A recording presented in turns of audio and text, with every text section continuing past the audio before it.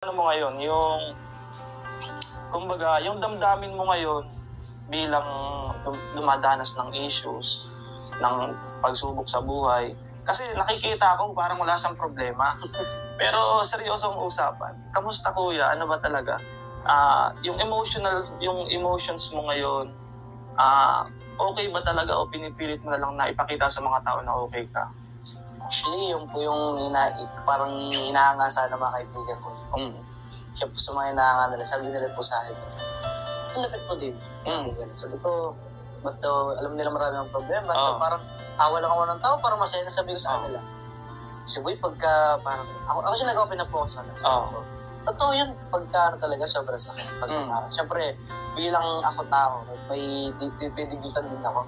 Siyempre, tao ako, may nararamdaman din ako. Hindi ako yung tao na pusong bato, sabi ko sa akin.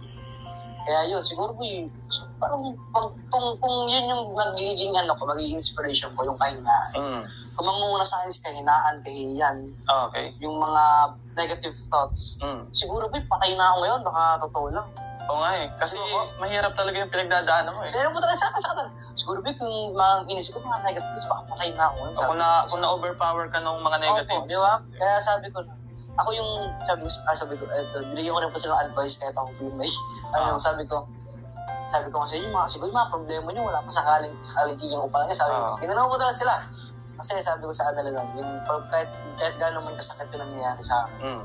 Ako po, sobrang sakit talaga. Kung gusto ko mag-aamin ako, sobrang sakit po talaga. Kung pwede lang, umiyak ka ng umiyak. Kung pwede lang po umiyak, iyak talaga. Pero, bakit ko kailangan pagsiyangan yung oras kung wala naman palang kwentang bakit? Yun. Napakagandang ano po. Negative lang naman po yan eh.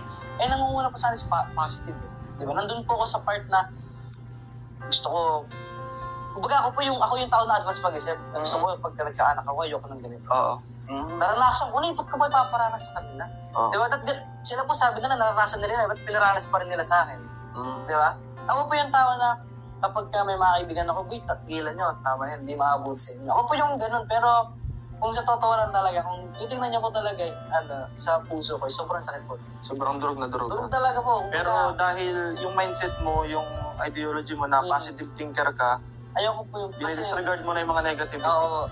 Kasi pagka inisip mo yung negative, tatanda po kayo. Totoo po yan. Totoo po yan. Pag inisip, pagka sabi nga po nila, pag hindi ka lagi nakangiti, tumatanda po yung tsura nyo eh. Kaya nga parang napansin ko sa'yo, parang wala kang problema pinagdadaan. Pero kung sa totoo lang po talaga, marami pong mga negative thoughts. Pero ayoko pong labahan. Ayun, saka advice ko rin sa'yo talaga. Tama yun, dahil alam mo rin naman na never entertain the negativity kasi yan yung magpapabagsak sa'yo eh. Na, yes, marami nang negativity sa labas, tapos kung papasok pa sa loob, ayun ang problema. Kaya yung binigay police station sa box. Sabi ko, pag nandun ka sa loob, puro negative yung nakapalibot. Hindi kayo lalabas. Okay. Talaga, walang mangyayari. Kumbaga, kung ano yung nasa loob na hindi yung mabalot sa isip. Okay. Kumbaga sa itim, wala kayong ilaw. Ganun po yun. Ayos ha. So, naisip ko lang bigla. Dun sa mga, kasi, balikan ko lang ng konti yung, kasi nabanggit mo na sa live kagabi yun, about sa mga gamit mo, etc. Ano yung damdamin mo doon? Kung sakasakaling maibalik ba yun or kung sakasakaling hindi na maibalik, anong pakiramdam mo doon? Kasi sa tingin ko, may pagpapahalaga ka doon kasi bigay ng mga tao nagmamahal sa'yo, di ba? So, ang nakikita po ng karamihan, nakikita nila parang wala kang pakialam. Pero ano ba talaga yung totoo? May pakialam ka? Concern ka na mapagbalik pa sa'yo o ano? Actually po, para sa akin, lahat ng mga bagay, pinahalagaan ko po. Okay. Ako nga po, ako po yung tao na kapag binigyan mo ako ng isang damit, makikita mo kanawara ko po suot. Para... Totoo po yun. Kahit yung damit kong butas, sinusot ko rin po. Kasi ayoko siyang itapon. Okay. Ayoko siyang itabi. Hanggat magagamit ko, sinusuot ko. Ganun po ako, kumbaga, hindi ko lang po nilalabas yung mga mahal, yung mga... Nilalabas ko lang po yung may pictorial lang, may special occasion. Occasional, Ganun lang po, pero yung mga... Yan, bibigyan niyo po ng pinyos ng damit. Paborito mo. Ito, regalo po sa akin to. Di ba? Ako po yung tao na, regalo sa akin to. Gusto ko yung pakita sa kanya na sinusuot ko po araw-araw. Okay. Tsaka sa mga nagsabi po na wala po parang yung inisip ko na hindi ko pinaparin kasi hindi ko kinukuha. Kumbaga, tapabalik ko po yung tanong. Tatanong ko rin po sila, ibibigay po ba nila? So, kahit pa paano, talagang hinahangad mo na makuha mo yun para for the sake na yung mga nagmahal sa'yo, maramdaman na rin nila na mahal mo sila kasi nagkikare ka doon sa bigay nila. Yun na alam po yung way ko para mapakita ko sila na mahal ko sila eh. Yung pag-carry ng gamit na binigay nila sa akin. Yun. Ganun po. So, worst comes worst. Halimbawa, worst comes worst, talagang dumating sa point na hindi na yun mapapunta sa'yo.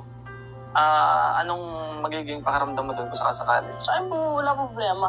Mabilis kong bumili ng mga gamit, pero iba pa rin yung effort. Siyempre, yung effort na binalot po nila yun. Pinadala nila yun. Binili nila yung para sa akin. Iba pa rin yung pag nandun. Kumbaga, ma-feel mo pa rin sa isang tao na masasaktan siya kapag hindi mo siya pinakitaan na gano'n. Kunyari, kayo po, binigyan niyo po ako ng damit. Pinabayaan ko lang po, nilagay ko lang po din. Siyempre, ma-feel niyo po sa na naman to, ba't parang wala siyang emotional intelligence. Hindi niya ma-feel yung Ayan, kasi nakikita ko sa community nila, and then sa community ko din, may mga basher na sinayang mo daw yung ganong pagkakataon, opportunity, tapos sana daw, di ka daw nagkamali. So, nakita ko naman sa sagot mo kanina na ka naman wala no regret sa mo. Tapos nagkakamali sila ng akala na para bang minsan ginajudge ka pa na ito na yung itsura mo ngayon, tapos ito yung itsura mo dati, ginawa ka na daw dugyot. Pero nagkamali pala sila. Napatunayan ko na nagkamali sila kasi hindi, iba, si Dave talaga is kumbaga yung desisyon niya nanggaling sa puso niya, and then siguro pinag-isipan mo rin naman nag-isip ka rin naman na maayos, and siguro pinagdasal mo rin yung desisyon mo bago ka umalis talaga, di ba? Yes. So ito pa yung tanong ko, nung time ba na nandun ka talaga sa kanila, kasi may nabanggit ka sa vlog mo kasi na may nabanggit ka sa live mo na inaalagaan ka lang nila for content. So ako, ina-interpret ko yun na nasabi mo lang yun ngayon, pero before I don't think na nararamdaman mo yon. Yun yung interpretation ko doon. Ano ba talaga yung reality doon? Kasi sinabi mo na inaalagaan ka na kasi kino-content ka nila. Pero that time kasi nakikita ko na maalaga talaga sila, and then minamahal mo rin naman sila sa parent. Ano ba talaga yung reality doon? Ngayon mo lang siya na-found out, o before nung nandun ka pa talagang you love each other naman? Anong reality doon? Sa akin po siguro, kaya nasabi ko po yun kasi totoo. Kasi totoo? Naramdaman mo, okay? Kasi ito po yan parang sa aso. May ginagawa siya yung benefits, may ginagawa ang benefits sa kanya. Okay. Ang ginagawa niyang benefits sa'yo is binabantayan ka niya. Binabantayan niya yung bahay mo. Tapos? Ang ginagawa mo sa kanya benefits, pinapakain mo siya. Inalagaan. Pinapaligo mo. Same thing lang sa amin. Diba? Ang benefits po niya sa akin is inaalagaan niya ako, pinapaligo, pinapakain. Ang benefits ko po sa kanya is what?